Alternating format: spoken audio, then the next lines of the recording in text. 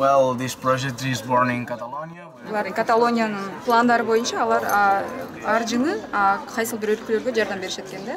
Анан булардын идеясы боюнча ошол мурда жардам берилбеген өлкөнү издешип да. Жол 25-26 күндү алды. Барселонадан баштап Европаны өтүп Литвага, анан Литвадан кийин Россия, анан Казакстан, анан Кыргызстанга жетишти да. Биринчиден биз бул проектти жазгандан кийин ар кайсыл ушул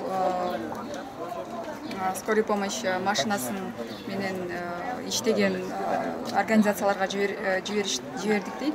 Анан ошондон кийин Каталония амбуланс компаниясы буларга жооп берип, анан ушул машинаны бериптир, ушул проектисине колдонгон. Биринчиден биз ушул проектти түзгөндөн кийин ушул центральный Орто Азиядагы мамлекеттерди карап баштадык интернеттен. Анан ошондо андан тышкары ЮНИСЕФтин дагы отчетторун окушуптур. Кыргызстан жөнүндө анан ошондон улам Кыргызстанга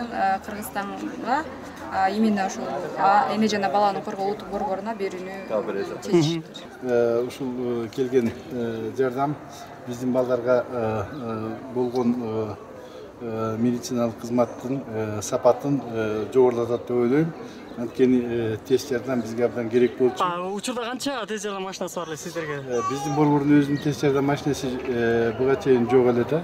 Жок болчу акыры? Жок. Анткени биз санитарный авиацияга кайрылчык көбүнчө. Ошолор аркылуу алчык да машинаны. Эми өзүбүздүн борбордун мындай тез жардам машинасы болуп калды.